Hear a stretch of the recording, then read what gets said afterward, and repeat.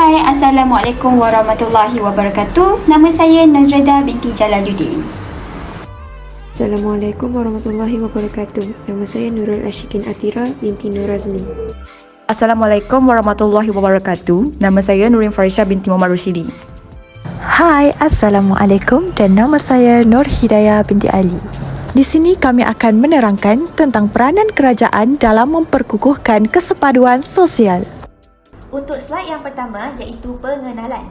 Apakah itu kesepaduan sosial? Berdasarkan konsep yang tertera di dalam slide, kesepaduan sosial itu merupakan sesuatu keadaan yang aman, stabil dan harmoni dalam sebuah negara yang terdiri daripada pelbagai jenis kaum dan berbilang etnik seperti di negara kita iaitu negara Malaysia.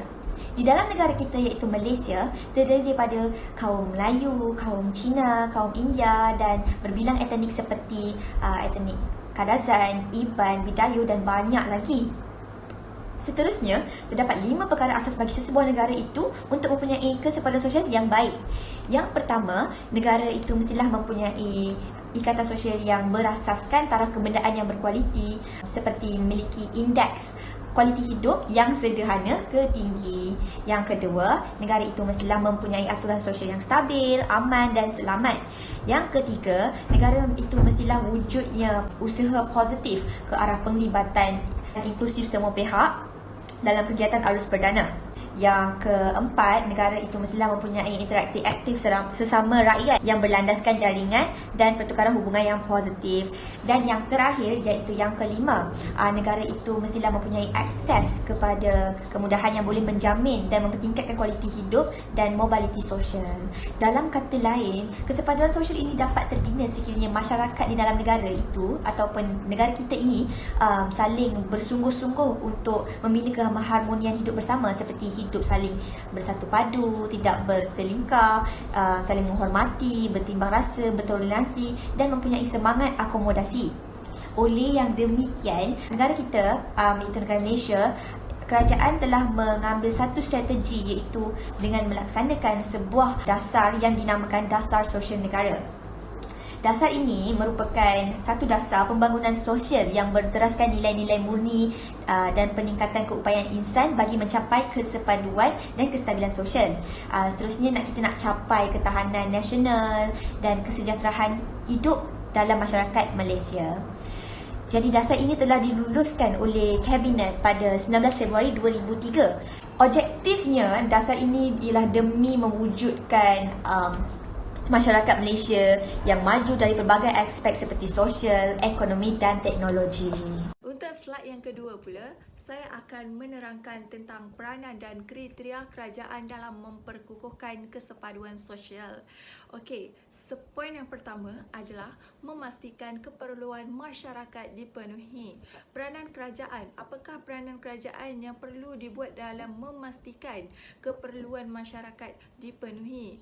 Contohnya, kerajaan memberikan bantuan sumber kehidupan kepada rakyat-rakyat yang memerlukan makanan, air, pakaian. Selain itu, peranan kerajaan dalam memberikan bantuan keuangan, pendidikan kepada rakyat-rakyat yang memerlukan. Hal ini juga akan merapatkan lagi hubungan silaturahim terhadap masyarakat dan memperkukuhkan lagi kesepaduan sosial di negara kita. Untuk poin yang kedua pula, saya akan menerangkan tentang mewujudkan peluang dan kemudahan kepada setiap individu. Sebagai peranan kerajaan, ia mewujudkan lagi peluang pekerjaan yang lebih meluas untuk masyarakat di negara ini. Hal ini juga akan memperkukuhkan lagi kesepaduan sosial di negara kita kerana wujudnya peluang pekerjaan yang lebih meluas. Ia juga akan memperkukuhkan kesepaduan sosial di negara ini, bukan setakat negara ini, malah negara luar juga apabila pekerjaan tersebut semakin berkembang. Untuk poin yang ketiga pula adalah peranan kerajaan dalam menggerakkan semua sektor yang terlibat dalam penyampaian info. Seperti apa? Seperti penyampaian dalam televisyen, radio dan web-web yang lain. Hal ini juga untuk memberitahu masyarakat tentang perkembangan sosial di negara kita. Ia juga akan merapatkan lagi ataupun memperkukuhkan sosial dalam negara kita kerana masyarakat di negara kita syakna Apabila masyarakat di negara kita cakna dengan perkembangan sosial dalam negara kita, ia juga akan memperkukuhkan sosial dalam negara kita. Untuk poin yang keempat pula, peranan kerajaan dalam membuat program berkonsep Satu Malaysia. Seperti yang kita lihat, Datuk Seri Najib, beliau telah menubuhkan program berkonsep Satu Malaysia. Ia juga program berkonsep Satu Malaysia, ia akan merapatkan lagi jurang antara masyarakat di negara kita. Melalui program ini, rakyat juga akan lebih bersatu padu. Dan kesannya juga akan memperkukuhkan lagi kesepaduan sosial negara kita. Assalamualaikum warahmatullahi wabarakatuh. Nama saya Nozraida binti Jalaluddin. Saya akan menerangkan bahagian saya, iaitu saya akan membentangkan carta banding beza kesepaduan sosial menurut pandangan Islam dan juga pandangan Barat. Yang pertama daripada pandangan Islam adalah tidak membenarkan hubungan LGBT di kalangan masyarakat kita. Mereka yang ditangkap melakukan hubungan sejenis akan dikenakan denda, iaitu 6 kali sembatan ataupun dipenjarakan selama 7 bulan atau dikenakan bayaran denda sebanyak RM3,000 hingga ke RM5,000 atau dikenakan ketiga-tiganya sekali. Manakala daripada pandangan Barat, hubungan LGBT merupakan perkara biasa di sebelah Barat. Seperti yang kita tahu, di sana ada yang memegang agama, ada yang tiada agama. Lebih mengejutkan lagi, di negara sebelah Barat, perkahwinan antara sama jenis adalah dibenarkan. Mereka akan meraihkan hubungan sesama jenis itu besar-besaran, akan ada tetamu-tamu jemputan. Yang seterusnya adalah tidak membenarkan pergaulan secara bebas di kalangan masyarakat kita, terutamanya di kalangan remaja.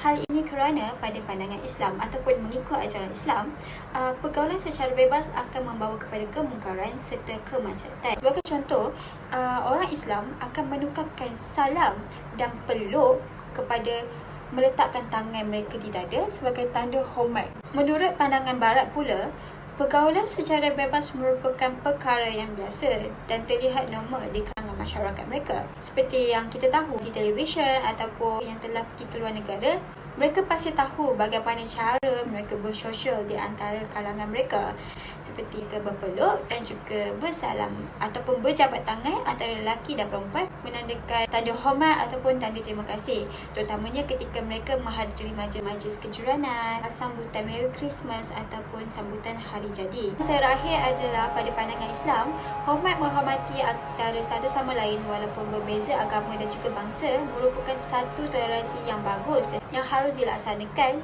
di dalam kehidupan kita. Contohnya seperti di Malaysia, budaya saling menghadiri majlis-majlis merupakan satu budaya yang diterapkan sejak dahulu lagi, seperti menghadiri majlis Deepavali, Tahun Baru Cina dan juga sambutan Hari Raya Aidilfitri.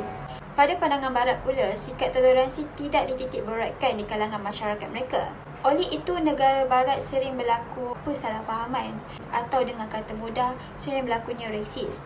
Jika kita mengikuti isu semasa, kita pasti tahu bahawa ada beberapa buah negara Barat ataupun daerah mereka yang resis terhadap orang berkulit gelap. Hal ini kerana mereka beranggapan bahawa orang berkulit gelap mempunyai satu perangai yang tidak baik. Bak kata pepatah, bila si titik rosak susu sebelanga. Sampai di situ saja penerangan saya tentang carta banding kesepaduan sosial di antara pandangan Barat dan juga pandangan Islam. Seterusnya, pendapat berdasarkan peranan kerajaan terhadap memperkukuhkan kesepaduan sosial di Malaysia melalui pelaksanaan dasar sosial negara. Menurut pendapat kami, kesan daripada dasar ini mampu memberikan keseimbangan terhadap aktiviti sosial di Malaysia. Seperti yang diketahui umum, sesuatu dasar diwujudkan bertujuan untuk menyelesaikan sesuatu permasalahan yang telah dibangkitkan. Oleh itu, konsep dasar ini telah berikan tumpuan kepada pembangunan sosial dan peningkatan kesejahteraan rakyat. Walau bagaimanapun, setiap pelaksanaan dasar pasti akan mempunyai cabaran dan rintangan yang dihadapi oleh kerajaan. Seperti yang diketahui umum, Malaysia mempunyai pelbagai kaum, bangsa dan agama. Hal ini telah menjadikan Malaysia dilihat melalui pandangan pihak luar bahawa Malaysia sebuah negara yang aman dan harmoni melalui pelbagai bangsa Namun begitu, realitinya adalah amat berbeza. Menurut pendapat kami, hingga ke hari ini kerajaan menghadapi pelbagai cabaran dalam membentuk keseimbangan sosial, antaranya kerana masalah wujud golongan yang bersikap pentingkan diri. Hal ini boleh dilihat melalui prosedur operasi standard yang telah dilaksanakan oleh kerajaan pada setahun yang lalu bagi mengekang penularan wabak COVID-19 yang telah melanda negara pada tahun 2020. Masalah yang dihadapi sepanjang prosedur ini adalah sikap pentingkan diri dengan melanggar arahan yang telah ditetapkan oleh pihak kerajaan. Oleh itu, bersikap pentingkan diri ini dengan melanggar prosedur yang telah menyebabkan penularan wabak ini semakin berleluasa. Seterusnya adalah berkenaan isu hak sama rata yang hangat diperdebatkan oleh sesetengah pihak hingga ke hari ini. Menurut pendapat kami, isu ini tidak seharusnya menjadi topik hangat untuk diperdebatkan kerana segalanya sudah terkandung di bawah Perlembagaan Persekutuan. Selain itu, masyarakat yang mempunyai sikap tidak peduli terhadap isu semasa.